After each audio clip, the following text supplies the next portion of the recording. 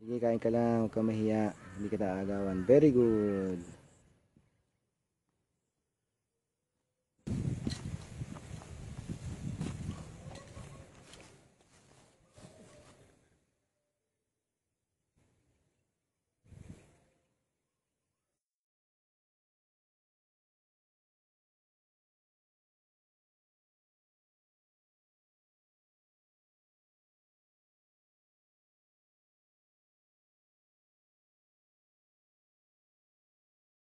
So yan, ito po yung main road, ito yung barangay road, ito yung papuntang highway, ilang minuto lang, nasa highway na kayo, nasa kanto na kayo ng Adventist.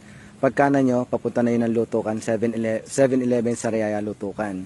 So yung mga, and along dito sa paligid po, sa paligid, may mga tindahan din naman po talaga. So yan po, may linya ng kuryente, kita nyo, may internet din po tayo. And then yung daan po niya, ito po 5 meters wide. Ito nga ho, kabibili lang, naglagay na ng kubo niya oh. Dalawang may-ari po niya no. So yung property po na 500 square meter nandito lang sa part na to. Yung sa may patatlong poste na yon. And then yung 1 hectare nasa pinakatumbok ng kalsada. Yun po. So ito po yung clip ng road at kita nyo naman maluwang na maluwang po. At may tambak na po. Kaya yung mga sakyan po dito ay hindi ganun mahihirapan talaga.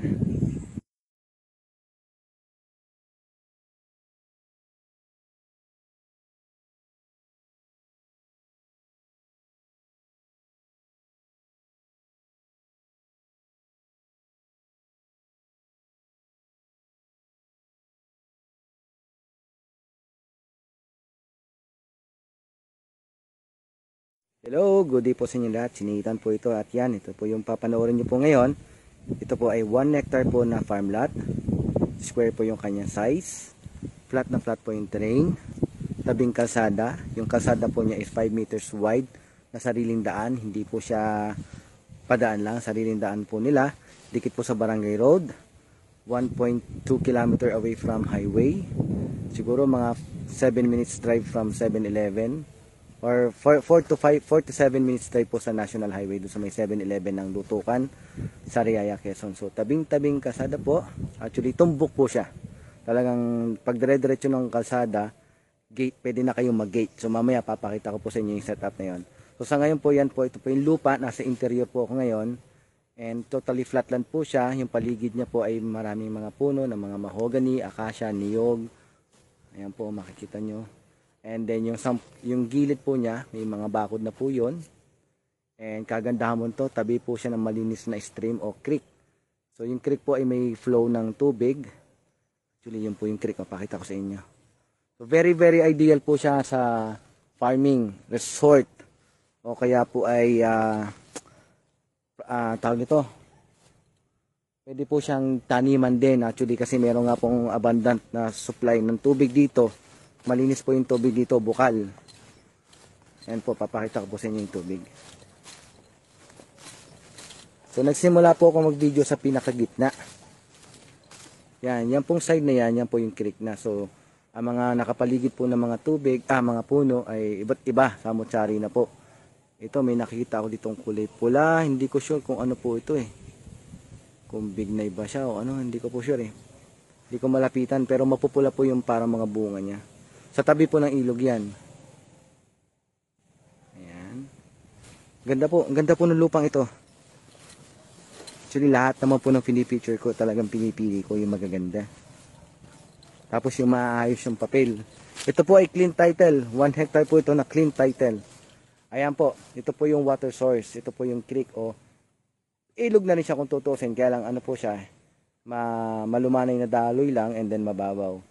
So ito po yung creek side, may daloy ng tubig, bukal po yan.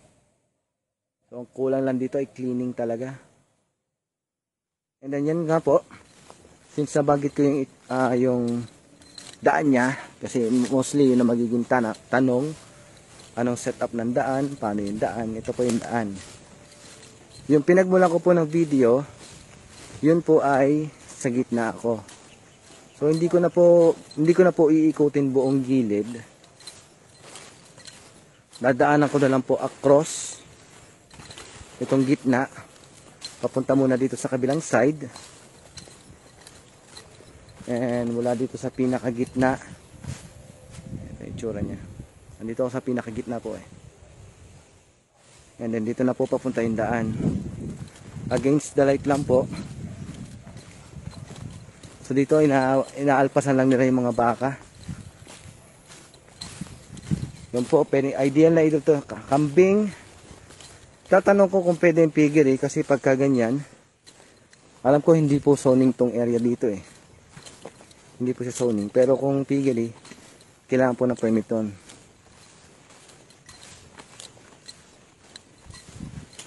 Pero mas tingin ko dito, mas ma-okay itong private farm na mag-aalaga kayo ng baka, ng kambing, fish pond. Kasi po ang tilapyaan, kapag po ang tubig ay galing talaga sa natural source, mas lumalaki po, mas maganda po ang kanilang paglaki, yung mga tilapyaan. So yan po, nalampasan ko na po yung frontage. Kung makikita nyo po yan, yung poste na yan at poste na yan, iniwan po siyang ganyan kasi po yung from this point hanggang dito 5 meters wide po, and itong tinutungtungan ko 5 meters wide, papunta na po ito dun sa pinakadulo. Yun na po yung barangay road. So wala pong problema sa daan. Actually, tabing daan, tumbok pa nga po siya eh. Kagandahan nga po nito, pag kaya kayo nagsasakyan, mag-gate na lang kayo dyan oh. Mag-gate na lang kayo. Tapos yun na, bubuga na sa inyong farm. Parang ganito po oh. Parang ganito yung point of view. Papasok kayo, ito yung sasakyan. Titigil kayo. Bubuksan yung gate dito. Nandito yung gate. Pagpasok nyo, ayan na, yan na yung farm nyo. Nandiyan na. So kita nyo na yung bahay na pinagawa nyo, yung pool nyo, mga alaga nyong hayop, rest house nyo. Ayan. So halos kinover ka na po lahat. Nakita na rin naman po lahat eh. Hindi ko na po iikutin yung side na yon. Sa lahat po ng mga nanonood ngayon at nakapanood, i-message nyo na po ako dito sa aking page sa Murang Farm Lot sa Batangas, Laguna, Quezon. Or please follow and subscribe po sa Nathan's Farm Vlogs. And contact me din po sa 0936-954-0107 sa Globe, Viber, and WhatsApp. Thank you so much.